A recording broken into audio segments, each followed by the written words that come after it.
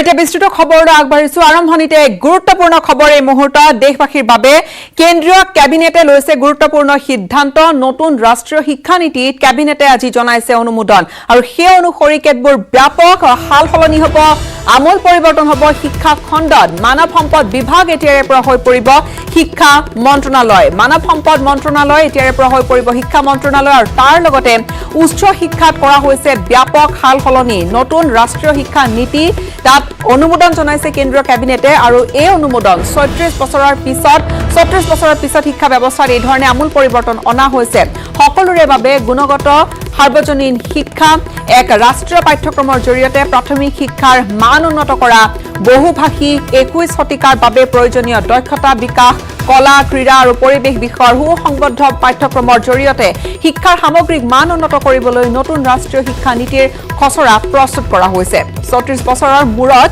এই হালসলনি অনা হৈছে বা এই নতুন কেতবোৰ দিশ সংযোজন কৰা হৈছে আৰু পূৰ্বৰ অৰ্থাৎ বৰ্তমানৰ যি HRD বিভাগ বা HRD মিনিষ্ট্ৰী মানৱ সম্পদ উন্নয়ন দপ্তৰ এতিয়াৰে হৈ পৰিব শিক্ষা মন্ত্ৰণালয় কেন্দ্ৰীয় কেবিনেটে গুৰুত্বপূৰ্ণ সিদ্ধান্ত লৈছে নতুন ৰাষ্ট্ৰীয় শিক্ষা নীতিত জনাইছে অনুমোদন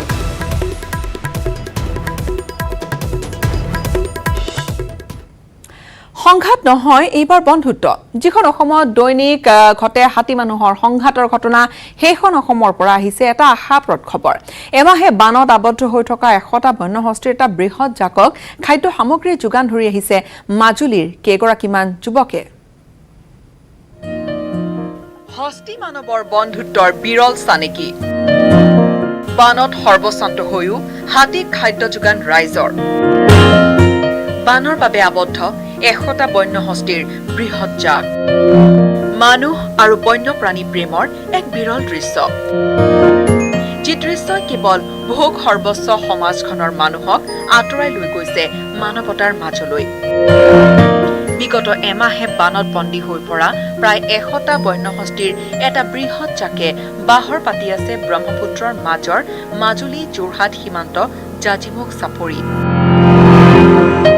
হাতীৰ জাকটোত আছে প্ৰায় ৩০টা পোৱালি আবদ্ধ হৈ পৰা বৃহৎ হাতীৰ জাকটোৰ মাজত দেখা দিছে তীব্ৰ খাদ্য সংকটে যাৰ বাবে হাতীৰ জাকটোক খাদ্য যোগান ধৰি আহিছে শালমৰা দক্ষিণপাট কুমাৰগাঁৱৰ ৰাইজে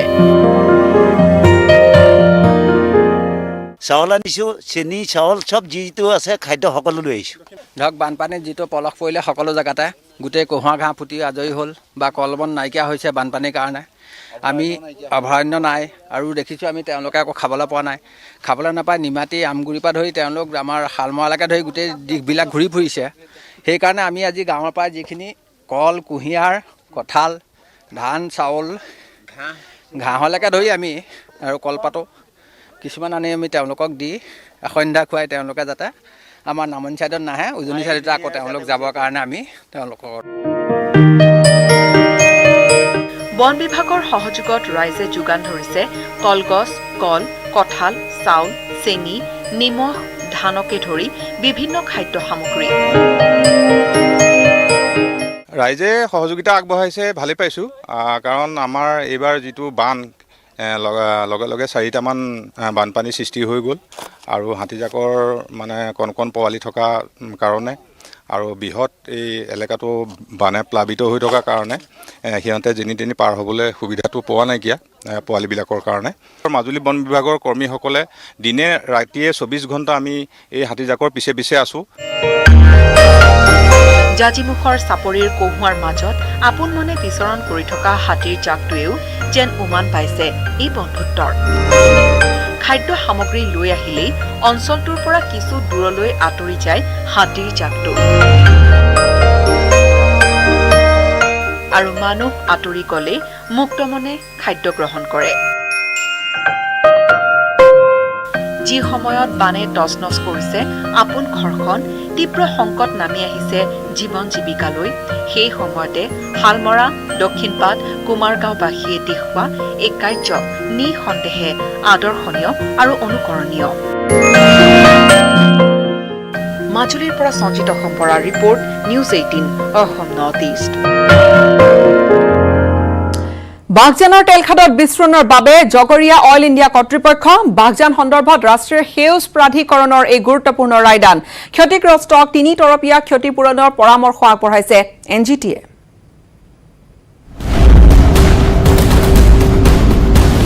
বাগজানৰ তেলখাদত বিস্ফোৰণৰ বাবে জগৰীয়া অইল ৰাষ্ট্ৰীয় সেউজ প্ৰাধিকৰণৰ গুৰুত্বপূৰ্ণ ৰায়। পৰিকল্পনা আৰু কাৰ্যকৰীকৰণৰ বেমেজালিৰ বাবেই তেলখাদত বিস্ফোৰণ। ক্ষতিগ্ৰস্তক 3 তৰপীয়া ক্ষতিপূৰণৰ পৰামৰ্শ ৰাষ্ট্ৰীয় সেউজ প্ৰাধিকৰণৰ। ৰাষ্ট্ৰীয় সেউজ প্ৰাধিকৰণে গঠন কৰি দিয়া 8জনীয়া কমিটিয়ে বাগজান কাণ্ডৰ বাবে জগৰীয়া কৰিলে অইলক। 8জনীয়া কমিটিৰ মতে তেলখাদৰ এই বিস্ফোৰণ প্ৰতিৰোধ কৰিব পৰা হ'লহেঁতেন। ইফালে ৰাষ্ট্ৰীয় সেউজ প্ৰাধিকৰণৰ বিশেষজ্ঞ কমিটিয়ে বাগজানৰ ক্ষতিগ্ৰস্তক ক্ষতিপূৰণৰ বাবে অইল কৰ্তৃপক্ষক এক 3 তৰপীয়া ব্যৱস্থাৰ পৰামৰ্শ দিছে। ক্ষতিগ্ৰস্তক 3 ভাগত বিভক্ত কৰাৰ পৰামৰ্শ। সেই অনুসৰি প্ৰথম শ্ৰেণীৰ ক্ষতিগ্ৰস্তক 25 লাখ টকাকৈ ক্ষতিপূৰণৰ নিৰ্দেশ। দ্বিতীয় শ্ৰেণীৰ ক্ষতিগ্ৰস্তক 10 লাখ টকাকৈ ক্ষতিপূৰণৰ নিৰ্দেশ আৰু তৃতীয় শ্ৰেণীৰ ক্ষতিগ্ৰস্তলৈ 2.5 লাখ টকাকৈ ক্ষতিপূৰণ দিয়াৰ নিৰ্দেশ। বাগজানৰ জুয়ে যিসকলৰ ঘৰ সম্পূৰ্ণৰূপে নিঃশেষ কৰাৰ লগতে যিসকল পৰিয়াল গুৰুতৰভাৱে আঘাতপ্ৰাপ্ত হ'ল আৰু পোহনীয়া জন্তুৰ লগতে মূল্যৱান গছ উদ্যান শস্য সম্পূৰ্ণৰূপে বিনষ্ট কৰিলে সেইসকলক প্ৰথম শ্ৰেণীৰ ক্ষতিগ্ৰস্তৰ তালিকাত অন্তৰ্ভুক্ত কৰাৰ নিৰ্দেশ। আনহাতে যিসকলৰ ঘৰ আৰু সম্পত্তি গুৰুতৰভাৱে ক্ষতি হোৱাৰ লগতে আহত হ'ল তেওঁলোকক দ্বিতীয় শ্ৰেণীৰ ক্ষতিগ্ৰস্তৰ তালিকাত অন্তৰ্ভুক্ত কৰাৰ নিৰ্দেশ আৰু যিসকল আংশিকভাৱে ক্ষতিগ্ৰস্ত হ'ল তেওঁলোকক তৃতীয় শ্ৰেণীৰ ক্ষতিগ্ৰস্তৰ তালিকাত অন্তৰ্ভুক্ত কৰিছে ৰাষ্ট্ৰীয় সেউজ প্ৰাধিকৰণে। সেই অনুসৰি প্ৰথম শ্ৰেণীৰ ক্ষতিগ্ৰস্তক তাৎক্ষণিকভাৱে ক্ষতিপূৰণ দিয়াৰ নিৰ্দেশ, দ্বিতীয় শ্ৰেণীৰ ক্ষতিগ্ৰস্তক 15 দিনৰ ভিতৰত ক্ষতিপূৰণ দিয়াৰ নিৰ্দেশ আৰু জিলা প্ৰশাসনৰ সহায়ত তৃতীয় শ্ৰেণীৰ ক্ষতিগ্ৰস্তৰ তালিকা প্ৰস্তুত কৰি 45 দিনৰ ভিতৰত ক্ষতিপূৰণ প্ৰদানৰ নিৰ্দেশ। জিলা প্ৰশাসনকো এই ক্ষেত্ৰত বিহিত ব্যৱস্থা ল'বলৈ নিৰ্দেশ দিছে ৰাষ্ট্ৰীয় সেউজ প্ৰাধিকৰণে। এনজিটিৰ এই নিৰ্দেশে প্ৰতিবাদ মুখৰ হৈ থকা বাগজানবাসীলৈ কঢ়িয়াইছে আশাৰ বতৰা। ইফালে আজিও জ্বলিয়ে আছে বাগজানৰ জুই। 63 দিনে নিৰ্বাপন কৰিব পৰা নাই বাগজান তেলখাদৰ জুই। নিউজ 18ৰ হাতত আহি পৰা তথ্য মতে জুই নিৰ্বাপনৰ কামৰ অন্তিম প্ৰস্তুতি প্ৰায় সম্পন্ন হৈছে। কেইবাটাও বৃহৎ পাম্পৰ সহায়ত পানী নিষ্কাশনৰ ব্যৱস্থা কৰা হৈছে যাতে কোনো ধৰণৰ অঘটন সংঘটিত নহয়। জুই নিৰ্গত হোৱাৰ চাৰিওকাষে খন্দা হৈছে পুখুৰী, লগতে এটা এঢলীয়া পথ নিৰ্মাণ কৰা হৈছে। এই পথটোৰে গৈ জুই নুমুৱাৰ চেষ্টা কৰিব ছিংগাপুৰৰ পৰা অহা 6জনীয়া বিশেষজ্ঞ, অইল ইণ্ডিয়াৰ টীম, বৰোদাৰ পৰা অহা টীম আৰু অগ্নি নিৰ্বাপক বাহিনীয়ে। সকলোৰে আশা শীঘ্ৰে নিৰ্বাপিত হওক বাগজানৰ জুই। তিনিচুকীয়াৰ পৰা উপাসনা গোস্বামী বৰুৱাৰ report, news 18 Assam north east. 5 আগষ্টত ভূমি পূজনেৰে স্থাপন হ'ব ৰাম মন্দিৰৰ আধাৰশিলা। ৰাম মন্দিৰৰ ভূমি পূজনৰ বাবে প্ৰেৰণ কৰা হৈছে কামাখ্যা ধামৰ ভূগৰ্ভৰ ভূমি আৰু পানী।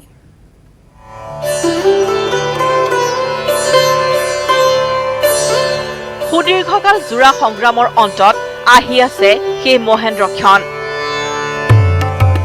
ৰাম জন্মভূমি অযোধ্যাত নিৰ্মাণ হ'ব বহু চৰ্চিত ৰাম মন্দিৰ। 5 আগষ্টত ৰাম মন্দিৰ নিৰ্মাণৰ বাবে ভূমি পূজন কৰিব ভাৰতৰ প্ৰধানমন্ত্ৰী নৰেন্দ্ৰ মোদীয়ে। ৰাম মন্দিৰৰ ভূমি পূজনলৈ প্ৰেৰণ কৰা হৈছে কামাখ্যা ধামৰ ভূগৰ্ভৰ পবিত্ৰ ভূমি আৰু জল।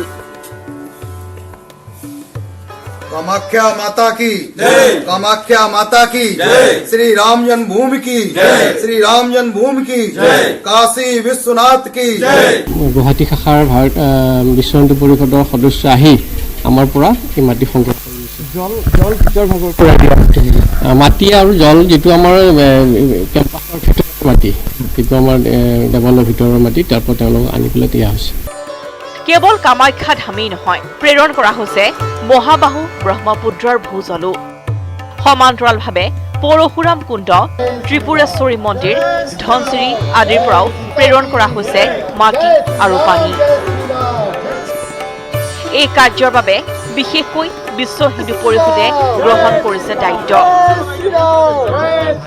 ৰাম জন্মভূমি যিহেতু আমাৰ প্ৰত্যেকজন হিন্দুৰে আমি আকাংক্ষিত এটা মন্দিৰ, সেইকাৰণে প্ৰত্যেক স্থানৰ পৰা তাৰ এটা কণ্ট্ৰিবিউশ্যন থাকিব লাগে। সেইকাৰণে আমি ভাৰতৰ বিভিন্ন স্থানৰ পৰা পবিত্ৰ যিমানবোৰ স্থানৰ পৰা অলপ হ'লেও তাত যাতে একত্ৰিত হয়, সেইটোৱে আমাৰ উদ্দেশ্য। কেৱল অসম বা উত্তৰ পূৰ্বাঞ্চলেই নহয়, দেশৰ প্ৰতিটো প্ৰান্ততে থকা পবিত্ৰ স্থানসমূহৰ পৰা ৰাম মন্দিৰৰ ভূমি পূজনৰ বাবে প্ৰেৰণ কৰা হৈছে ভূমি আৰু জল। এতিয়া সকলোৰে অপেক্ষা 5 আগষ্টলৈ। কেমেৰা পাৰ্চন নিতুল কৃষ্ণ দাসৰ সহযোগত গুঞ্জন কলিতাৰ report, news 18 Assam north east.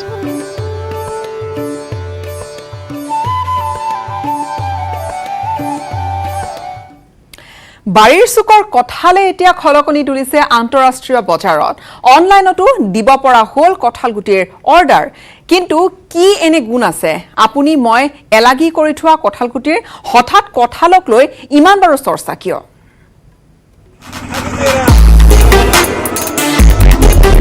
কঁঠালক লৈ কৌতূহল, কৰোণাক কঙাল কৰে কঁঠালে। আন্তঃৰাষ্ট্ৰীয় বজাৰত বাঢ়িছে চাহিদা। অসমৰ গ্ৰাম্যাঞ্চলৰ বাৰীৰ চুকে কোণে এলাগি হৈ পৰি থকা কঁঠালে এতিয়া খলকনি তুলিছে আন্তঃৰাষ্ট্ৰীয় বজাৰত। মুখ খাকৈ লমালমে লাগি থকা কঁঠালক লৈ হেতা ওপৰা লাগিছে বজাৰত। ছচিয়েল মিডিয়াতো সৰব চৰ্চা কঁঠালক লৈ, কাৰণ গুজব উঠিছে কঁঠাল খালে হেনো বিনাশ হয় মহামাৰী কৰোণা। কেৱল চহৰ নগৰৰ বজাৰেই নহয়, অনলাইনতো গঢ়ি উঠিছে এখন বিশাল বজাৰ। বিশ্ববিখ্যাত অনলাইন প্ৰতিষ্ঠান এমাজনতো এটা ক্লিক কৰি আপুনি অৰ্ডাৰ দিব পাৰে কঁঠাল গুটিৰ। অসমত সহজতে উপলব্ধ 300 গ্ৰাম কঁঠাল গুটিৰ ভাৰতত প্ৰতিষ্ঠানটোৱে দাম নিৰ্ধাৰণ কৰিছে 199 টকা। এই খবৰৰ পাছতে এতিয়া কঁঠালক লৈ এক প্ৰকাৰ হাহাকাৰ লাগিছে অসমৰ বজাৰত। পূৰ্ণ সুযোগ লৈছে মধ্যভোগীয়ে, হুৰাহুৰে বাঢ়িছে কঁঠালৰ দাম। কিন্তু কিয় হঠাৎ আলোড়ন তুলিছে আপুনি মই এলাগি কৰি থোৱা কঁঠালে? গ্ৰাম্য জীৱনৰ অতি সাধাৰণ খাদ্য হিচাপে বিবেচিত কঁঠাল গুটি পুষ্টি গুণেৰে ভৰা খাদ্য। আমাৰ শৰীৰত প্ৰয়োজনীয় আটাইকেইটা উপাদানেই বিচাৰি পোৱা যায় কঁঠাল গুটি। প্ৰতি 100 গ্ৰাম কঁঠাল গুটিত থাকে প্ৰায় 45 কেলৰি, 7 গ্ৰাম প্ৰটিন, 38 গ্ৰাম কাৰ্বহাইড্ৰেট। গৱেষকসকলৰ মতে কঁঠাল গুটিত থকা মাইক্ৰনিউট্ৰিয়েণ্টছ ছালৰ বাবে অতি উপকাৰী। কঁঠাল গুটিত থকা আইৰণ হিমগ্লবিনে ৰক্তকণিকা বৃদ্ধি কৰাৰ লগতে দূৰ কৰে ৰক্তহীনতা। কোষ্ঠকাঠিন্য দূৰীকৰণতো সহায়ক কঁঠাল গুটি। কঁঠাল গুটি অসমৰ গ্ৰাম্যৰ এক চিনাকি নাম অথবা সহজতে উপলব্ধ খাদ্য সামগ্ৰী। কিন্তু এই কঁঠালক লৈ যে এদিন এখন লাভজনক বজাৰ গঢ়ি উঠিব, সেয়া হয়তো সকলোৰে কল্পনাৰ অতীত। Bureau' report, news 18 Assam north east. 31 আগষ্টৰ পৰা আৰম্ভ হ'ব বিধানসভাৰ অধিৱেশন। পিছে এইবাৰ কিছু সুকীয়া হ'ব বিধানসভাৰ গ্ৰীষ্মকালীন অধিৱেশন। কোভিড-19ৰ নিয়মৰ মাজেৰে অনুষ্ঠিত হ'ব অধিৱেশন। কোভিড যুদ্ধৰ মাজতে সাজু 31 আগষ্টৰ পৰা বিধানসভাৰ অধিৱেশন। কিন্তু 31 আগষ্টৰ পৰা অনুষ্ঠিত হ'বলগীয়া অসম বিধানসভাৰ অধিৱেশন এইবাৰ পূৰ্বতকৈ সুকীয়া হ'ব। অসম বিধানসভাৰ এই যি অধিৱেশন অনুষ্ঠিত হ'ব, সেই অধিৱেশনত সামাজিক দূৰত্ব সকলোৱে মানি চলিব লাগিব। আৰু ইয়াত পূৰ্বতে যেনেধৰণে ছাত্ৰ কিছু আহে, কলেজীয়া ছাত্ৰ আহে, স্কুলীয়া ছাত্ৰ আহে, তেওঁলোকৰ এইবাৰ হয়তো প্ৰৱেশ ইয়াত বন্ধ থাকিব। ঠিকেই, এইবাৰ অলপ সুকীয়া হ'ব বিধানসভাৰ অধিৱেশন। মানি চলিব লাগিব সামাজিক দূৰত্ব। আমি ৰেষ্ট্ৰিকশ্যন আমি গোটেইখিনি মেইনটেইন কৰিয়ে ৰাখিব লাগিব। ছ'চিয়েল ডিষ্টেঞ্চিঙৰ কথা আহিব পাৰে তেতিয়া? আহিব নেচাৰেলি আহিব। আমি সেই চব বস্তু চাম, চাই মেলি আমি সেইমতেহে কৰিম। আগৰ দৰে ইজনে সিজনৰ কাণে কাণে ফুচফুচাব নোৱাৰিব মন্ত্ৰী বিধায়কে। নোৱাৰিব হেঁচা ঠেলাকৈ বহিব। 18 আগষ্টত হ'ব বৈঠক, বৈঠকত নিৰূপণ হ'ব নিয়মাৱলী। আমাৰ যোৱাকালি নটিফিকেশ্যনখন আমি উলিয়াইছোঁ, ছেশ্যন মানে হ'বগৈ 31 আগষ্টৰ পৰা। 31 আগষ্টৰ পৰা মানে এতিয়া কিমান দিন পাতিব সেইটো আমাৰ এটা কাৰ্য উপদেষ্টা সমিতি আছে, তাৰ মিটিং হৈ ফাইনেল কৰিব। আমি সেই তাৰ কাৰণেও মিটিংখনৰ কাৰণেও আমি 18 আগষ্টত আমি ঠিক কৰিছোঁ। 24 মাৰ্চত অনুষ্ঠিত হোৱা বিধানসভাৰ বিশেষ অধিৱেশনৰ পিছত দীৰ্ঘদিনীয়া বিৰতিৰ অন্তত ৰাজ্যপাল জগদীশ মুখীয়ে আহ্বান কৰিছে বিধানসভাৰ অধিৱেশন। পিছে এই অধিৱেশন কিমান দিন চলিব তাৰ সিদ্ধান্তও হ'ব 18 আগষ্টতহে। 31 আগষ্টৰ পৰা অনুষ্ঠিত হ'বলগীয়া অধিৱেশনত প্ৰৱেশ নিষিদ্ধ থাকিব দৰ্শনাৰ্থীৰ, বন্ধ থাকিব ছাত্ৰ ছাত্ৰীৰো প্ৰৱেশ। এইবাৰ আমি সুষমক সেইটো হয়তো আমাৰ ভাগ পৰিব, কাৰণ এইটো ৰেষ্ট্ৰিকশ্যনত আমাৰ এনেকুৱা জেগা নাই তাতে ভিতৰত ছ'চিয়েল ডিষ্টেঞ্চ কৰি পেলাই ষ্টুডেণ্টক আনিবৰ কাৰণে, সেইটো এটা অসুবিধা হ'ব। সুষমক এইটো আমি এইবাৰ ভাগ দিব লাগিব। বুধবাৰে এইদৰে বিধানসভাৰ অধিৱেশন সম্পৰ্কে সদৰি কৰিলে বিধানসভাৰ প্ৰধান সচিব মৃগেন্দ্ৰ কুমাৰ ডেকাই। কেমেৰা পাৰ্চন হিতেশৰ সৈতে ৰাজু বৰুৱাৰ report, news 18 Assam north east. খবৰ ধাৰা অব্যাহত ৰাখিম, সময়ত আছো বাণিজ্যিক বিৰতিৰ।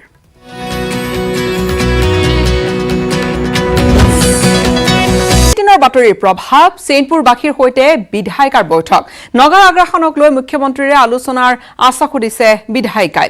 কিন্তু বৈঠকৰ পাছতো সন্তুষ্ট নহল সীমান্তবাসী। 26 জুলাইত আমি সম্প্ৰচাৰ কৰিছিলো সৰুপথাৰৰ চেইনপুৰত নগাৰ নিৰ্যাতনৰ বাতৰি। নিউজ 18ৰ বাতৰিৰ প্ৰভাৱ, চেইনপুৰবাসীৰ সৈতে বিধায়িকাৰ বৈঠক। নগৰ আগ্ৰাসনক লৈ মুখ্যমন্ত্ৰীৰে আলোচনাৰ আশ্বাস। কিন্তু বৈঠকৰ পাছতো সন্তুষ্ট নহল সীমান্তবাসী। 26 জুলাইত আমি সম্প্ৰচাৰ কৰিছিলো সৰুপথাৰৰ চেইনপুৰত নগাৰ নিৰ্যাতনৰ বাতৰি। নগাৰ দখলত সীমান্তৰ 800 বিঘা ভূমি। 3 বছৰ ধৰি 800 বিঘা মাটিত খেতি কৰাৰ পৰা বঞ্চিত সীমান্তৰ 43টা পৰিয়াল। নগৰ ভাবুকিৰ বাবে কেন্দ্ৰৰ কোনো কিনাৰ সামৰ্থ্য নোহোৱা হৈছে মহিলাসকলৰ। জিন্দা থাকিম না মৰি যাম নিচিনা লাগি যায়। জন্ম দিক নাচালা, 2টা নগা কাৰণে আমাৰ ল'ৰা ছোৱালী ইমান দুখ পাই আছে নিচিনা লাগিছে। আৰু হেৰি এম্ফু নগা সিহঁতে 2টা আমাক বাধা দি আছে, খেতি কৰিব নালাগে। এইটো মোটাৰ নামৰ পৰা এটা হিন্দুৰ হ'ব লাগিছিলে, এইটোও কিনিব পৰা নাই। চাহ জনগোষ্ঠীৰ লোক হোৱাৰ পাছতো বিষয়টোত হস্তক্ষেপ নকৰা বিধায়িকা ৰছিলা তিৰ্কীৰ বিৰুদ্ধে ক্ষোভ উজাৰিছিল চেইনপুৰবাসীয়ে। এমএলএ বাইদেউ সি নিজে জানিব লাগে, আমাৰে জাতিৰ মানুহ হয়, ইটো আমাৰ হেৰিয়েৰ হয়, তো ইটো অলপমান চাব লাগে যে কেনেকা হৈছে, কি হোৱা নাই, ইও একো নাই। নিউজ 18ত বাতৰি সম্প্ৰচাৰ হোৱাৰ পাছতে গা লৰিল সৰুপথাৰৰ বিধায়িকা ৰছিলা তিৰ্কীৰ। চেইনপুৰবাসীৰ সৈতে বৈঠকত বহিল বিধায়িকা। নগৰ আগ্ৰাসনৰ ধন দাবীৰ বিষয়টো গোলাঘাটৰ উপায়ুক্তৰ লগতে মুখ্যমন্ত্ৰীৰ সৈতেও আলোচনা কৰাৰ আশ্বাস বিধায়িকাগৰাকীৰ। হ'ব নালাগিছিলে, খুব দুৰ্ভাগ্যজনক। আৰু ইয়াত চৰকাৰৰ সকলো দায়িত্ব আছে আমাৰ অসমীয়া ৰাইজক ৰক্ষণাবেক্ষণ দিয়া। সেইটোত মই প্ৰতি 16 চনৰ পৰা যেতিয়াৰ পৰা বিধায়িকা হৈ আহিছোঁ মই এইটো উপস্থাপন কৰি আহিছোঁ। সকলো ৰাইজক সেইকাৰণে লগ ভাগ পাই পেলাই আলোচনা কৰিম যে কি ধৰণে আৰু তেওঁলোকে বিচাৰে, তেওঁলোকৰ কি মত, সেইবিলাক কৰি পেলাই ভালকৈ আলোচনা কৰি আকৌ আমি পুনৰ দাবী কৰিম। আৰু যাবলৈ হ'লে আমি নিশ্চয় আকৌ মুখ্যমন্ত্ৰীৰ ওচৰত যাম আৰু ইয়াৰ প্ৰকৃত এটা মানে আমাৰ ফলাফল লাগিব বুলি আমি। কিন্তু বিধায়িকাৰ আশ্বাসত মুঠেও সন্তুষ্ট নহল চেইনপুৰৰ ৰাইজ। বাইদেউ যদি ইয়াত অলপ ইণ্টাৰফিয়াৰ কৰা হ'লে চাগে বা প্ৰতিনিধি হিচাপে অকণমান ষ্ট্ৰং হৈ দিয়া হ'লে কিজানি 2014ৰ যিটো ডিচিশ্যন যে যিবিলাকে আগত দিছিলে, যে আগত যেনেকুৱা আছিলে তেনেকুৱা হিচাপত যদি প্ৰেছাৰ অকণমান দিয়া হ'লে চাগে এই সমস্যাখন আজি নোলালেহেঁতেন। নগাক গুণ্ডাকৰ দি বিষয়টো মোকাবিলা কৰি ল'বলৈ মহকুমা প্ৰশাসনে দিয়া পৰামৰ্শটো ক্ষোভিত চেইনপুৰবাসী। কিবা এটা ধান তোমালোকে দি দিয়া আৰু তাৰপিছত নগাৰ লগত মিলাই চলি থাকা, যেতিয়ালৈকে সুপ্ৰিম কোৰ্টৰ পৰা বৰ্ডাৰ ফাইচলাটো নহয় তেতিয়ালৈকে তোমালোকে কিবা এটা দি হ'লেও মিলি তাত থাকা, এনেকুৱা বুলি ছাজেশ্যন এইটো আমাৰ মানে ডিষ্ট্ৰিক্ট প্ৰশাসনৰ তৰফৰ পৰা কৈছিলে। জাতি মাটি ভেটিৰ কথা কৈ শাসনৰ গাদীত বহা চৰকাৰে সীমান্তৰ ৰাইজক নিৰাপত্তা দিব নোৱাৰাত ক্ষোভিত দল সংগঠন। ৰাইজৰ মাটি ভেটিৰ কথা কৈ যিখন চৰকাৰে শাসনৰ বাকজৰি হাতত ল'লে, তাৰ পাছত মাটি এতিয়া নগাই অধিগ্ৰহণ কৰাৰ পাছত যেনেধৰণে ৰাইজক নিৰাপত্তা দিব লাগিছিল, নিৰাপত্তা নিদিয়াৰ কাৰণে তাৰ বিৰুদ্ধে অহাকালি কাৰ্যসূচী ৰূপায়ণ কৰা হ'ব। এতিয়া অপেক্ষা চৰকাৰৰ হস্তক্ষেপলৈ। ভৰপক খেতিৰ বতৰত এছেও হাল বাব নোৱাৰা পৰিয়ালকেইটাই এইবাৰ খেতি কৰিব পাৰিবনে 800 বিঘা ভূমিত? নে বিগত 3 বছৰৰ দৰে এইবাৰ চন পৰি থাকিব চেইনপুৰৰ এইখন পথাৰ সৰু পথাৰৰ পৰা Debashish Gautam news 18 Assam north east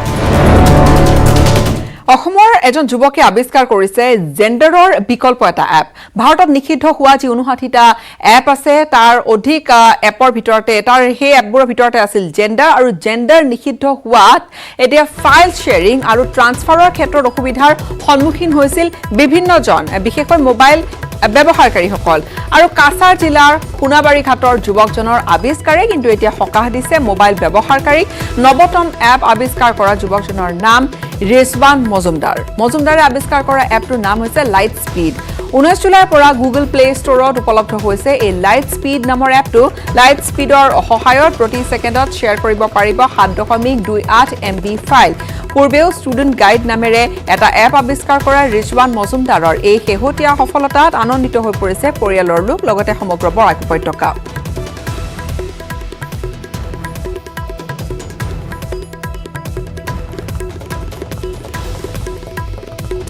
এজন অসমৰ যুৱক আৱিষ্কাৰ কৰিছে জেণ্ডাৰৰ এটা বিকল্প এপ যিহেতু ভাৰতত নিষিদ্ধ হৈ পৰিছে বহুকেইটা চাইনিজ এপ আৰু তাৰ ভিতৰত যি 59টা এপ নিষিদ্ধ কৰা হৈছে ভাৰতত তাৰ ভিতৰত আছিল জেণ্ডাৰ এপটো যি ফাইল শ্বেয়াৰিং এপ কিন্তু জেণ্ডাৰ নিষিদ্ধ হোৱাৰ লগে লগে ফাইল শ্বেয়াৰিঙৰ ক্ষেত্ৰত বহুতে হয়তো অসুবিধাটো পৰিছিল মোবাইল ব্যৱহাৰকাৰীসকল আৰু তেনে এটা পৰিৱেশিতত এই লাইট স্পীড নামৰ এপটো উদ্ভাৱন কৰি উলিয়াইছে কাছাৰ জিলাৰ সোণাবাৰী ঘাটৰ এজন যুৱকে ৰিজৱান মজুমদাৰ যুৱকজনৰ নাম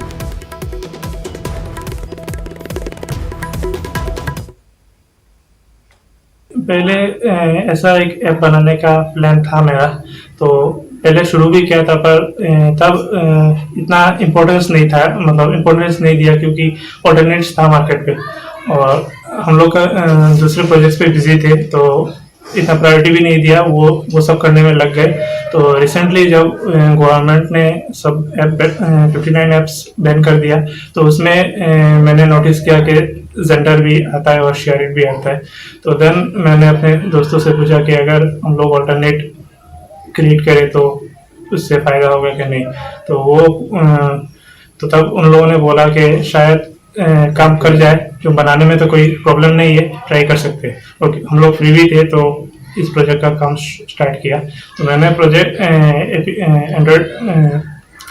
मैंने ये प्रोजेक्ट शुरू किया और कुछ दिनों में ये रेडी भी हो गया एक मतलब नॉर्मल स्टेबल वर्जन जो काम कर रहा था सो फिर हम लोगों ने वो कुछ दोस्तों को दिया वो टेस्ट एंड ऑल करने के लिए रिव्यू लिया तो कुछ लोगों का कुछ प्रॉब्लम था सो वो फिक्स किया देन प्ले स्टोर में 15 जुलाई को वो पब्लिक अपलोड कर दिया तो उसके बाद रिव्यू होने में कुछ टाइम लगा तो 19 जुलाई को वो पब्लिश हो गया प्ले स्टोर में और उसके बाद से कोई भी डाउनलोड करके यूज़ कर सकता है প্ৰকৃতি প্ৰেমীৰ বাবে আহাৰ এটা বতৰা ব্ৰহ্মপুত্ৰ আৰু জিয়া ভৰলীৰ সংগমস্থলত বাঢ়িছে শিহুৰ সংখ্যা কলিয়াবৰত পৰ্যটন ক্ষেত্ৰ গঢ়াৰ সংকল্প লৈছে মহকুমা প্ৰশাসনে লকডাউনৰ বাবে কলিয়াবৰৰ ব্ৰহ্মপুত্ৰ আৰু জিয়া ভৰলীৰ সংগমস্থলত নাওৰ চলাচল হ্ৰাস পোৱাৰ বাবে বাঢ়িছে শিহুৰ সংখ্যা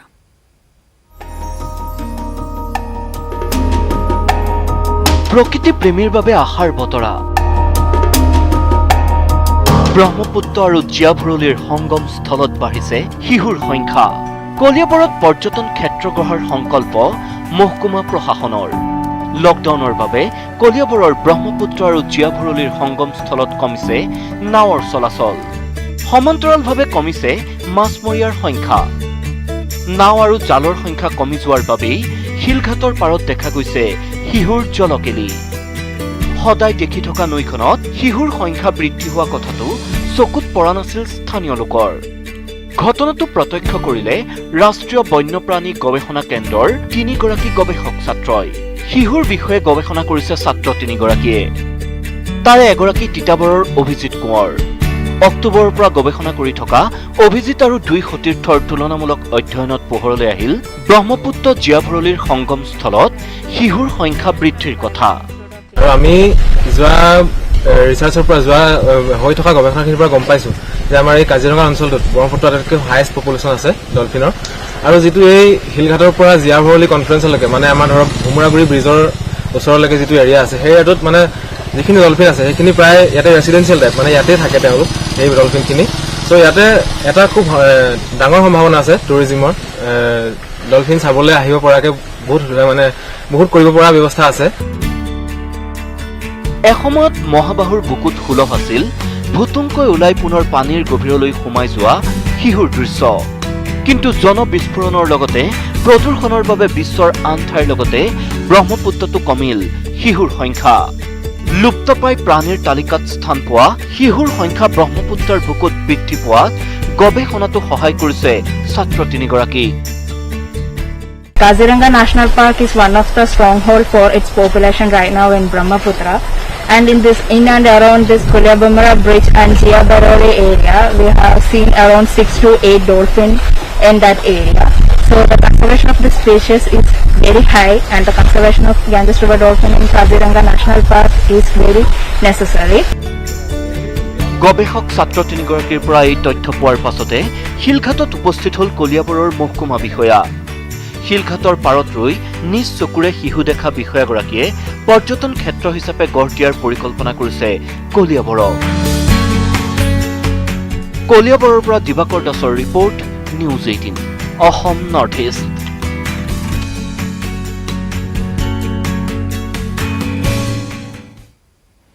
আজি বিশ্ব ব্যাঘ্ৰ দিৱস। খাদ্য বাসস্থানৰ অভাৱ আৰু চোৰাং চিকাৰীৰ উপদ্ৰৱত পৃথিৱীৰ পৰা নিশ্চিহ্ন হোৱাৰ উপক্ৰম হোৱা বন ৰজাৰ বিষয়ে ৰাইজক সজাগ কৰিবলৈ আজি পালিত হৈছে বিশ্ব ব্যাঘ্ৰ দিৱস। আজি আন্তৰ্জাতিক বাঘ দিৱস। একবিংশ শতিকাৰ আৰম্ভণিলৈ বিশ্বত প্ৰায় 90% বাঘ নোহোৱা হ'ল। খাদ্যৰ অভাৱ, বাসস্থানৰ ব্যাপক সংকোচন আৰু চোৰাং চিকাৰীৰ উপদ্ৰৱত বিলুপ্তপ্ৰায় প্ৰাণীৰ শাৰীলৈ গতি কৰিছে বাঘে। সমগ্ৰ বিশ্বত মাত্ৰ 4,000 মান বাঘে বাকী ৰৈছেগৈ। এনে পৰিপ্ৰেক্ষিতত বনৰ ৰজা বাঘক সুৰক্ষিত আৰু সংৰক্ষণ কৰাৰ বাবে 2010 চনত ৰাছিয়াৰ ছেইণ্ট পিটাৰবাৰ্গ টাইগাৰ সামিটত 29 জুলাইৰ দিনটো বিশ্ব বাঘ দিৱস হিচাপে উদযাপনৰ সিদ্ধান্ত লোৱা হয়। ইয়াৰ মূল উদ্দেশ্য আছিল বাঘৰ সংৰক্ষণ আৰু সংবৰ্ধন।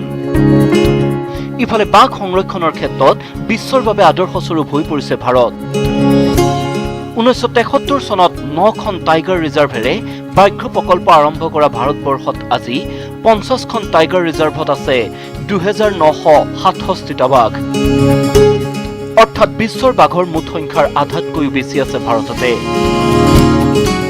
ইফালে বাঘ সংৰক্ষণৰ ক্ষেত্ৰত কাজিৰঙাই কঢ়িয়াইছে বিশেষ সুনাম। 2007 চনত কাজিৰঙা ৰাষ্ট্ৰীয় উদ্যান আৰু সংযোজিত এলেকাসহ লাওখোৱা বুঢ়াচাপৰিক ৰাষ্ট্ৰীয় ব্যাঘ্ৰ প্ৰাধিকৰণে কাজিৰঙা ব্যাঘ্ৰ প্ৰকল্প হিচাপে ঘোষণা কৰে। 2018 চনৰ সৰ্বভাৰতীয় বাঘ গণনাৰ ভিত্তিত কাজিৰঙা ব্যাঘ্ৰ প্ৰকল্পৰ অন্তৰ্গত কাজিৰঙা ৰাষ্ট্ৰীয় উদ্যান এলেকা 104টা বাঘৰ বিচৰণ ভূমি। আনহাতে সমগ্ৰ কাজিৰঙা টাইগাৰ ৰিজাৰ্ভ এলেকা 128ৰ পৰা 142টা বাঘৰ বিচৰণ ভূমি বুলি প্ৰকাশ কৰিছে ৰাষ্ট্ৰীয় ব্যাঘ্ৰ সংৰক্ষণ প্ৰাধিকৰণে। আনহাতে অতি দুৰ্লভ সোণালী বাঘৰ উপস্থিতিয়েও কাজিৰঙালৈ আকৰ্ষণ বৃদ্ধি কৰিছে বিশ্ব প্ৰকৃতিপ্ৰেমীৰ। বৰ্তমানলৈ কাজিৰঙাত প্ৰায় 5টা সোণালী বাঘ থকা বুলি অনুমান কৰা হৈছে। প্ৰতি বছৰৰ দৰে এইবাৰো আন্তৰ্জাতিক বাঘ দিৱসৰ দিনটোত বাঘৰ সংৰক্ষণৰ বাবে অনুষ্ঠিত কৰা হৈছে বিভিন্ন সজাগতামূলক কাৰ্যসূচী। বিশ্ব ব্যাঘ্ৰ দিৱসত কাজিৰঙাৰ কাৰণে, কাজিৰঙা টাইগাৰ ৰিজাৰ্ভৰ কাৰণে এটা উল্লেখযোগ্য তথা ভাল খবৰ বুলি আপোনালোকক মই ক'ব পাৰোঁ যে টাইগাৰৰ ব্ৰিডিংটো এটা মানে অতি আৱশ্যকীয় কথা। অকল টাইগাৰ থাকিলেই নহয় যদি তাৰ ব্ৰিডিং নহয়। সেই সূত্ৰতে ক'ব পাৰি যে আমাৰ কাজিৰঙা টাইগাৰ ৰিজাৰ্ভৰ বুঢ়াচাপৰি আৰু লাওখোৱা অভয়াৰণ্যত এইবাৰ মানে বাঘিনীৰ লগত পোৱালি পোৱা হৈছে। সেইটো এটা বহুত উৎসাহজনক খবৰ। কিন্তু কেৱল এটা দিনেই নহয়, বিশ্বৰ প্ৰতিগৰাকী নাগৰিকে অনুধাৱন কৰিব লাগিব আমাৰ জৈৱ বৈচিত্ৰ্যৰ বাবে অপৰিহাৰ্য বনৰজাৰ সুৰক্ষা আৰু সংৰক্ষণৰ গুৰুত্ব। কাজিৰঙাৰ পৰা বিতুপন বৰাৰ সহযোগত bureau report, news 18 Assam north east.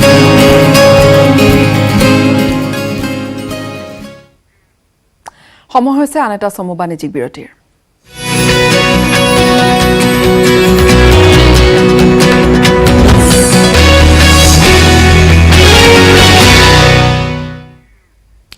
Covid পৰীক্ষা কৰিবলৈ গৈ ৰাইজৰ ৰোষত পৰিছে ত্ৰিপুৰাৰ স্বাস্থ্যকৰ্মী আৰু আৰক্ষী। কৰোনা চহৰৰ বেমাৰ গাঁৱৰ নহয় এইদৰে মন্তব্য কৰি স্বাস্থ্য পৰীক্ষা কৰিবলৈ যোৱা স্বাস্থ্যকৰ্মীক দুৰ্ব্যৱহাৰ কৰিছে ত্ৰিপুৰাৰ গাঁৱৰ ৰাইজে। ত্ৰিপুৰাত গাঁৱৰ মানুহৰ খং কৰিবলৈ নিদিয়ে কোভিড টেষ্ট। স্বাস্থ্যকৰ্মী বহু খেদা। ত্ৰিপুৰাত গাঁৱত কোভিড টেষ্ট কৰিবলৈ গৈ কঠিন পৰিস্থিতিৰ সন্মুখীন হৈছে স্বাস্থ্যকৰ্মী। গাঁৱত কৰিবলৈ নিদিয়ে কোভিড টেষ্ট। গাঁৱৰ মানুহৰ কথা, চহৰৰ মানুহৰহে হয় কৰোনা। Normales সার্ভে করতেছে তারা আমরা কেউ ধরছে না এরকম বুঝাইছি আমি বাইরে জিজ্ঞাসা করেন আমি বুঝাইছি আমরা মানছে না আমি বুঝাইছিল। গতিকে গাঁৱত স্বাস্থ্য পৰীক্ষাত বাধা গাঁওবাসীৰ। স্বাস্থ্যকৰ্মীক দিছে বাধা।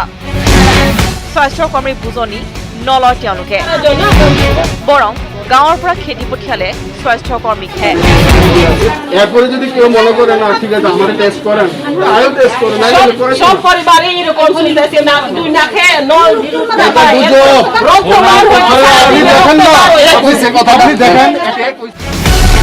উল্লেখযোগ্য যে চৰকাৰে ঘৰে ঘৰে কৰোনা পৰীক্ষা কৰিবলৈ দিছে যদিও ত্ৰিপুৰাৰ গাঁৱত প্ৰবল প্ৰত্যাহ্বানৰ সন্মুখীন হৈছে স্বাস্থ্যকৰ্মীসকল। আগৰতলাৰ পৰা কাজল কৌৰীৰ ৰিপৰ্ট, নিউজ 18 অসম। এগৰাকী প্ৰচাৰ বিমুখ ভাস্কৰ্য শিল্পী কাঠৰ লগতে বিভিন্ন মাধ্যমত শিল্পীগৰাকীয়ে খোদিত কৰিছে সমস্যাচৰ্যৰ অসমৰ এখন জীয়া ছবি।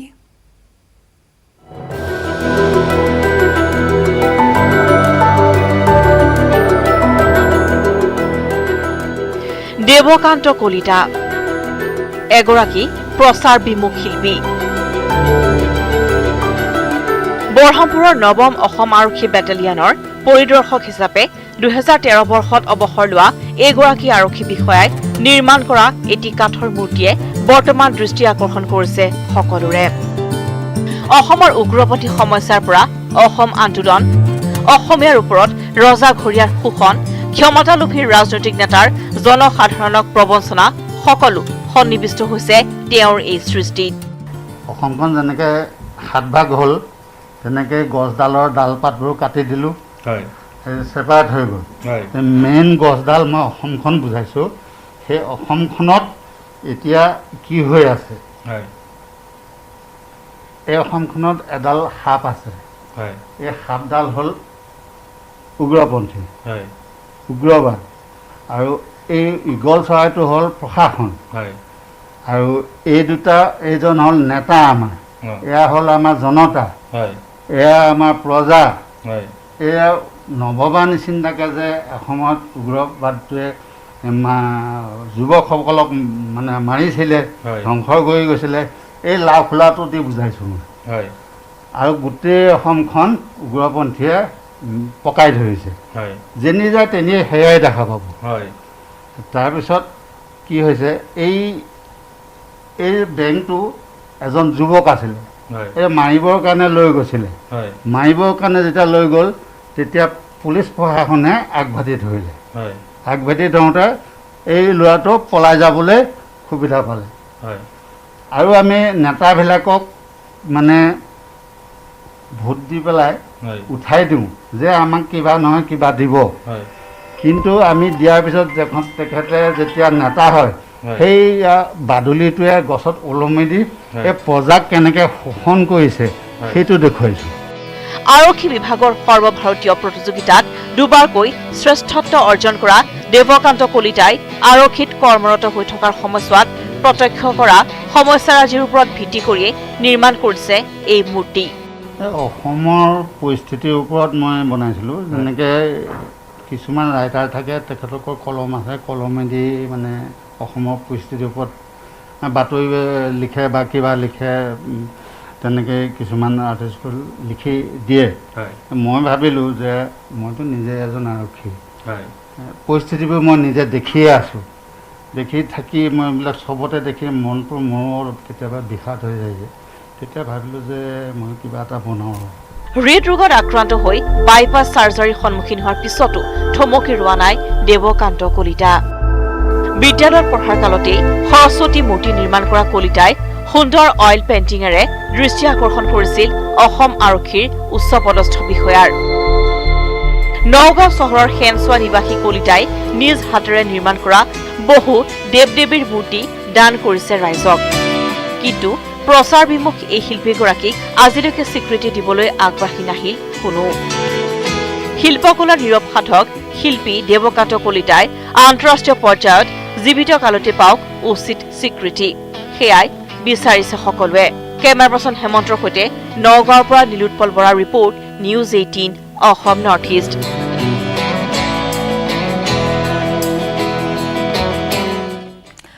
গুৱাহাটী মহানগৰীত কৰোনাৰ গণসংক্ৰমণ ৰোধৰ ব্যাপক হাৰত কৰা হৈছে ৰেপিড এণ্টিজেন টেষ্টিঙৰ ব্যৱস্থা। ৰাজ্য চৰকাৰৰ স্বাস্থ্য বিভাগে মহানগৰীৰ বিভিন্ন স্থানৰ লগতে ফাঁচী বজাৰৰ ব্যৱসায়িক প্ৰতিষ্ঠানৰ স্বত্বাধিকাৰী আৰু কৰ্মচাৰীসকলৰ ৰেপিড এণ্টিজেন টেষ্ট অব্যাহত ৰাখিছে। বুধবাৰে ফাঁচী বজাৰৰ টেষ্টিং প্ৰক্ৰিয়াৰ বুজ লয় স্বাস্থ্যমন্ত্ৰী ডঃ হিমন্ত বিশ্ব শৰ্মাই। টেষ্টিং প্ৰক্ৰিয়াৰ বুজ লোৱাৰ পিছতে মন্ত্ৰীগৰাকীয়ে কামৰূপ চেম্বাৰ অৱ কমাৰ্চৰ বিষয়ববীয়াৰ সৈতে বৈঠকত লিপ্ত হয়। স্বাস্থ্যমন্ত্ৰী ডঃ হিমন্ত বিশ্ব শৰ্মা মহানগৰীৰ ব্যৱসায়িক প্ৰতিষ্ঠানৰ স্বত্বাধিকাৰী আৰু কৰ্মচাৰীক 10 আগষ্টৰ পূৰ্বে ৰেপিড এণ্টিজেন টেষ্ট কৰি শেষ কৰিবলৈ আহ্বান জনায়।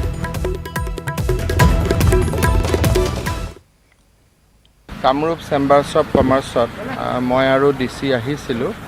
আমি ইয়াৰ বিভিন্ন ব্যৱসায়ী যি সংস্থা আছে, মটৰ পাৰ্টছৰ পৰা টেক্সটাইলৰ পৰা যিমানখিনি আছে সকলোৰে লগত আমি কথা পাতিলোঁ আৰু আমি তেওঁলোকক কৈছোঁ যে 1 পৰা 10 তাৰিখৰ ভিতৰত মালিকে হওক বা তেওঁলোকৰ কৰ্মচাৰীয়ে হওক গোটেইবিলাকক টেষ্ট কৰাব লাগে।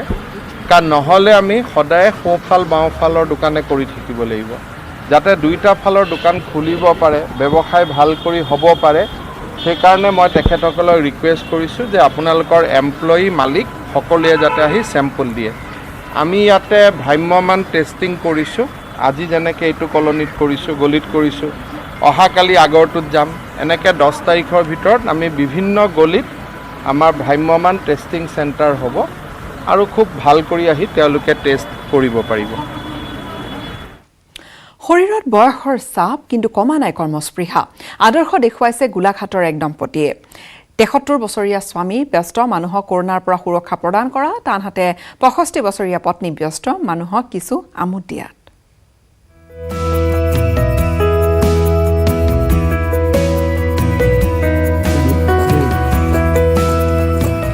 ব্যস্ততাই জীৱন, কৰ্মই দূৰ কৰে অৱসাদ। লকডাউন দম্পতীয়ে দেখুৱাইছে আদৰ্শ। আপোনাৰ যদি বয়স 60ৰ ওপৰ, ঘৰতে আবদ্ধ হৈ আছে, তেন্তে আপুনি অতিষ্ঠ নহৈ কেনেদৰে অতিবাহিত কৰিব সময়। এই প্ৰতিবেদন দেখিলে আপুনিও তিতা কেহা লগা সময়কণ এওঁলোকৰ দৰে বিশেষ কাম কৰি পাৰ কৰিব পাৰিব। এখেত 73 বছৰীয়া হৃদানন্দ গগৈ। বয়স অধিক হলেও মনোবল দৃঢ়তাৰ বাবে ঘৰতে বহি নাথাকি নতুন পেলনীয়া কাপোৰেৰে তৈয়াৰ কৰিছে মাস্ক। চাৰ্ট আদি তৈয়াৰ কৰাৰ পিছত বাছি থকা নতুন কাপোৰেৰে এতিয়া ব্যস্ত মাস্ক বনোৱাত। এই মাস্ক বিক্ৰীৰ বাবে নহয়, বিনামূলীয়াকৈ বিতৰণ কৰিছে হৃদানন্দ গগৈয়ে। হৃদানন্দ গগৈ এগৰাকী প্ৰাক্তন সৈনিক। 1980 চনতে অৱসৰ গ্ৰহণ কৰি আজিও দৃঢ় মানসিক শক্তিৰ অধিকাৰী। যেতিয়াৰ পৰা লকডাউন হ'ল, এতিয়া আমাৰ বয়সে বাহিৰলৈ যাবলৈ নকয়। গতিকে মই নিজে ঘৰৰ ভিতৰতে সোমাই সময়খিনি অতিবাহিত কৰিবৰ কাৰণে নিজ হাতেৰে কিছুমান কাপোৰ সংগ্ৰহ কৰি নিজৰ ঘৰতে মেচিন আছে, চিলাই মেচিনেৰে মই মাস্ক বনাবলৈ আৰম্ভ কৰিলোঁ। আনহাতে হৃদানন্দ গগৈৰ পত্নী এগৰাকী প্ৰাক্তন শিক্ষয়িত্ৰী। জিনু গগৈয়ে ৰাস্তাত পৰি থকা শিল উঠাই আনি ৰং তুলিকাৰে বিভিন্ন আকৃতি দিছে। ঘৰতে সজাই ৰাখিব পৰা এক আমোদজনক সৰু সৰু শিল। পেলনীয়া শিলেৰে ৰং তুলিকাৰে পাৰ কৰিছে বৰ্তমানৰ দুৰ্বিষহ সময়। লকডাউন সান্ধ্য আইনৰ সময়ত বা কৰোনা সংক্ৰমণৰ বাবে ঘৰতে আবদ্ধ হৈ থকা বয়সে গৰকাসকলৰ বাবে এই দুয়োগৰাকী বয়োজ্যেষ্ঠ হ'ব পাৰে প্ৰেৰণা। মোৰ পত্নীও তেওঁ অৱসৰপ্ৰাপ্ত এগৰাকী শিক্ষয়িত্ৰী। তেওঁ মোৰ লগতে বহি সৰু সৰু পাথৰ ৰাস্তাৰ কিনাৰ পৰা আনি দিয়া হৈছে আৰু সেইখিনিত তেওঁ নিজ হাতেৰে সৰু সুৰা কিবা দুই এটা পুতলা অংকন কৰি কিবা ছবি অংকন কৰি ৰাইজৰ কাৰণে আগবঢ়াই আছে।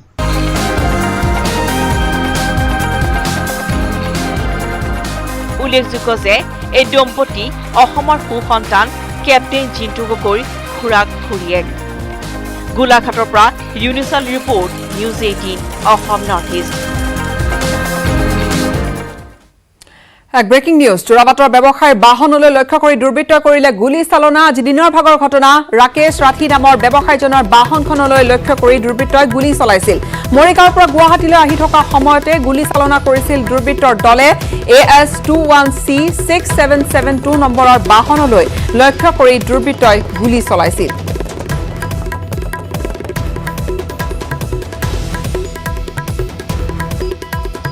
গুলীচালনাৰ ঘটনা সংঘটিত হৈছে। অৱশ্যে আৰক্ষীয়ে তদন্ত আৰম্ভ কৰিছে। কিহৰ বাবে ব্যক্তিগৰাকীক লক্ষ্য কৰি লোৱা হৈছিল আৰু কোন আছিল এই দুৰ্বৃত্ত, এই মুহূৰ্তত সেই গাড়ীখন দেখুৱাইছো। বাহনখনলৈ লক্ষ্য কৰি কৰা হৈছিল গুলীচালনা।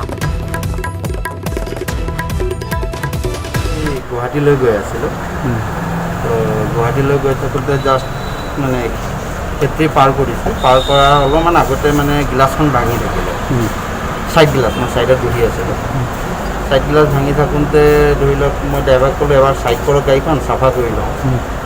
তো আমি চাফা কৰিবলৈ যেতিয়া গৈছিলোঁ তেতিয়া মই এটা ভিতৰত গুলি দেখা পালোঁ। গুলি দেখা পোৱাৰ লগে লগে মই ড্ৰাইভাৰক ক'লোঁ বোলো সোনকালে বহক, বহি পেলাই বোলো আমি থানালৈ সোমাওঁ।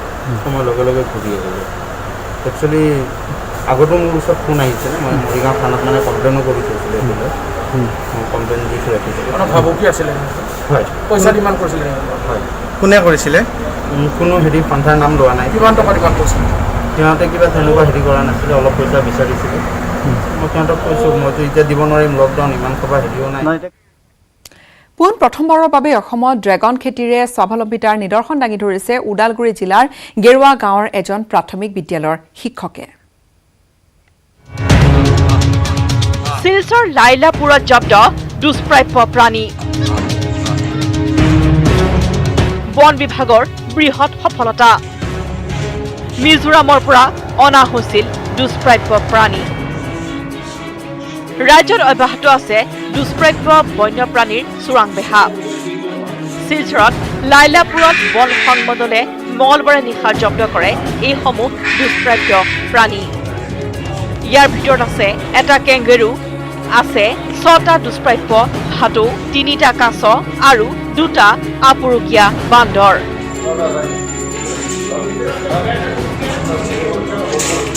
নিয়মমাফিক তালাচীৰ সময়ত বন বিষয়াই এখন ট্ৰাকৰ পৰা জব্দ কৰে এই বন্যপ্ৰাণীসমূহ। তাহাঁতে মিজোৰামৰ আইজলৰ পৰা লৈ আহিছিল গুৱাহাটীলৈ বুলি। তাৰপিছত তাত আমি পাইছোঁ 6টা মেকাও, যিটো আমেৰিকান অৰিজিন হয়। তাৰপিছত পাইছোঁ আমি এটা কেংগাৰু পাইছোঁ। তাৰপিছত আৰু 2টা এক্সটিক মাংকি পাইছোঁ, কেপাচিন মাংকি নামটো হ'ল। তাৰপিছত আৰু 3টা জাইণ্ট টৰ্টইচ পাইছোঁ। এইখিনি কালি উদ্ধাৰ কৰিবলৈ সক্ষম আমি হৈছোঁ। উল্লেখ্য যে আৰক্ষী আৰু বন বিভাগৰ চকুত ধূলি মাৰি ৰাজ্যত এনেদৰে চলি আছে বন্যপ্ৰাণীৰ কোটিটকীয়া বেহা। শিলচৰ বন বিভাগৰ এই সফলতাৰ শলাগ লৈছে সচেতন মহলে। শিলচৰৰ পৰা Aniruddha Laskar report, news 18 Assam north east.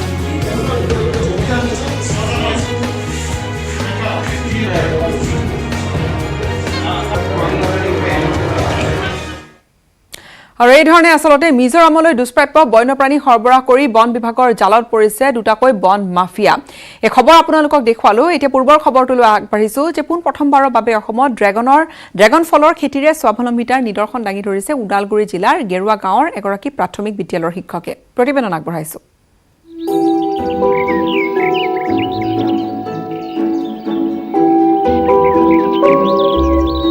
পোন প্ৰথমবাৰৰ বাবে অসমত ড্ৰেগন খেতিৰে স্বাৱলম্বিতাৰ নিদৰ্শন দাঙি ধৰিছে ওদালগুৰি জিলাৰ গেৰুৱা গাঁৱৰ এজন প্ৰাথমিক বিদ্যালয়ৰ শিক্ষকে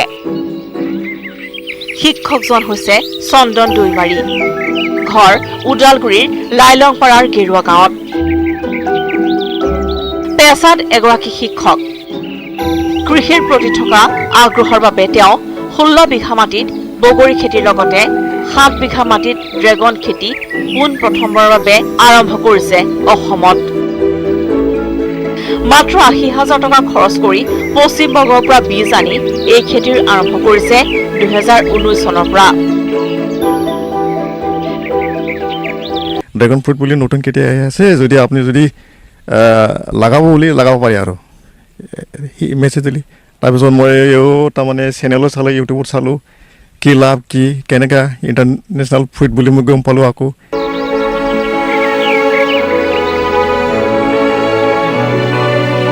এই খেতিৰ জৰিয়তে তেওঁ ড্ৰেগন নামৰ ফলবিধেৰে চিনাকি কৰি দিছে অসমত ফলবিধৰ প্ৰতি কেজিৰ পাইকাৰী মূল্য 350 টকা খুচুৰা বিক্ৰেতাসকলে 400 টকাৰ পৰা 500 টকা পৰ্যন্ত বিক্ৰী কৰি আহিছে বজাৰত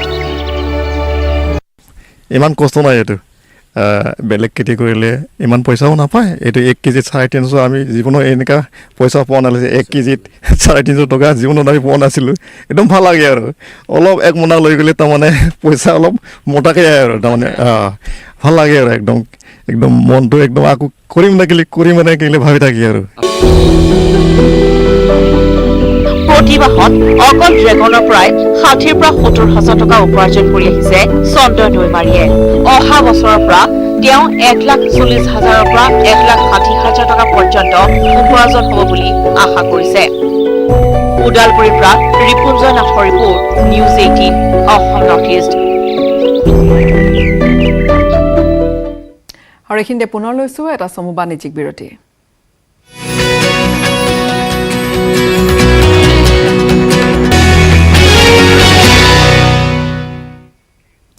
আপুনি দেখিলে আপ্লুত হৈ পৰিব প্ৰায় 300 বিঘা মাটিত কৰিছে মালভোগ কলৰ খেতি কেইজনমান শিক্ষিত যুৱকে লগ লাগি এনেকৈ উপাৰ্জনৰ পথ হিচাপে বাছি উলিয়াইছে এই কল খেতিকে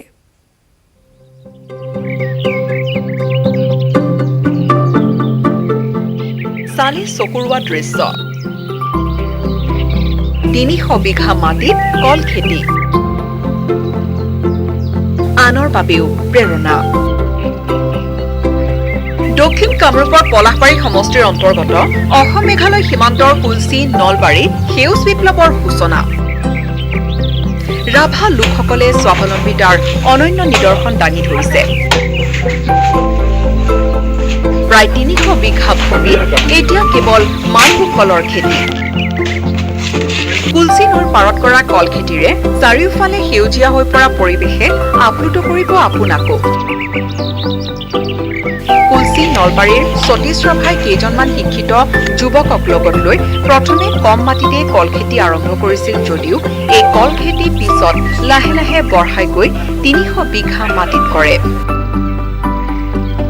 300 বিঘা আমি কৰা গৈছে খেতি আৰু ইয়াতে আমাৰ 60জনমান মানে শিক্ষিত নিবনুৱা যুৱকে খেতিখিনি কৰা গৈছে সতীশ ৰাভাৰ সৈতে প্ৰায় 60জন লোকে দিনৰ দিনটো এই খেতিত ব্যস্ত হৈ থাকে চৰকাৰী চাকৰি বিচাৰি অফিচে দৌৰি নুফুৰি তেওঁলোকে কল খেতিকেই উপাৰ্জনৰ পথ হিচাপে বাছি লৈছে ইতিমধ্যে দক্ষিণ কামৰূপৰ লগতে গুৱাহাটী মহানগৰীৰ কলৰ বজাৰ দখল কৰিবলৈ সক্ষম হৈছে এইসকল যুৱকে এতিয়া আমি কল 200 পৰা 250-300 লৈকে ইয়াতে এচৰা কলত বিক্ৰী কৰি আছো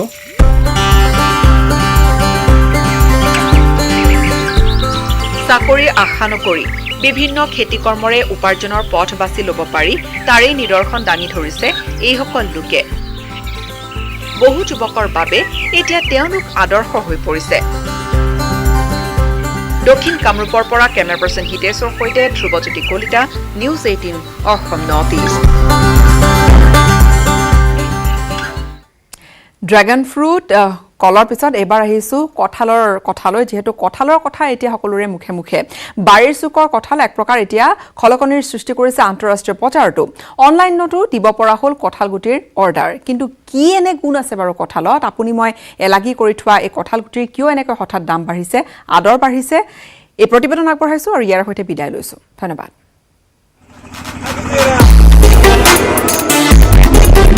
কঁঠালক লৈ কৌতূহল কৰোণাক কঙাল কৰে কঁঠালে আন্তঃৰাষ্ট্ৰীয় বজাৰত বাঢ়িছে চাহিদা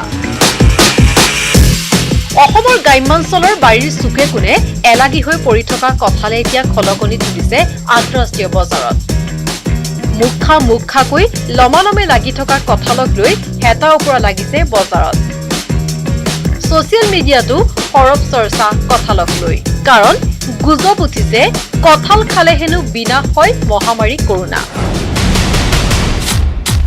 কেৱল চহৰ নগৰৰ বজাৰেই নহয় অনলাইনতো গঢ়ি উঠিছে এখন বিশাল বজাৰ বিশ্ববিখ্যাত অনলাইন প্ৰতিষ্ঠান এমাজনতো এটা ক্লিক কৰি আপুনি অৰ্ডাৰ দিব পাৰে কঁঠাল গুটিৰ অসমত সহজতে উপলব্ধ ৩০০ গ্ৰাম কঁঠাল গুটিৰ ভাৰতত প্ৰতিষ্ঠানটোৱে দাম নিৰ্ধাৰণ কৰিছে ১৯৯ টকা এই খবৰৰ পাছতে এতিয়া কঁঠালক লৈ এক প্ৰকাৰ হাহাকাৰ লাগিছে অসমৰ বজাৰত পূৰ্ণ সুযোগ লৈছে মধ্যভোগীয়ে হুৰাহুৰে বাঢ়িছে কঁঠালৰ দাম কিন্তু কিয় হঠাৎ আলোড়ন তুলিছে আপুনি মই এলাগি কৰি থোৱা কঁঠালে গ্ৰাম্য জীৱনৰ অতি সাধাৰণ খাদ্য হিচাপে বিবেচিত কঁঠাল গুটি পুষ্টি গুণেৰে ভৰা খাদ্য আমাৰ শৰীৰত প্ৰয়োজনীয় আটাইকেইটা উপাদানেই বিচাৰি পোৱা যায় কঁঠাল গুটিত প্ৰতি 100 গ্ৰাম কঁঠাল গুটিত থাকে প্ৰায় 45 কেলৰি 7 গ্ৰাম প্ৰটিন 38 গ্ৰাম কাৰ্বহাইড্ৰেট গৱেষকসকলৰ মতে কঁঠাল গুটিত থকা মাইক্ৰনিউট্ৰিয়েণ্টছ ছালৰ বাবে অতি উপকাৰী কঁঠাল গুটিত থকা আইৰণ হিমগ্লবিনে ৰক্তকণিকা বৃদ্ধি কৰাৰ লগতে দূৰ কৰে ৰক্তহীনতা কুষ্ঠকাঠিন্য দূৰীকৰণতো সহায়ক কঁঠাল গুটি অসমৰ গ্ৰাম্যৰ এক চিনাকি নাম অথবা সহজতে উপলব্ধ খাদ্য সামগ্ৰী কিন্তু এই কঁঠালক লৈ যে এদিন এখন লাভজনক বজাৰ গঢ়ি উঠিব সেয়া হয়তো সকলোৰে কল্পনাৰ অতীত bureau' report news 18 Assam north east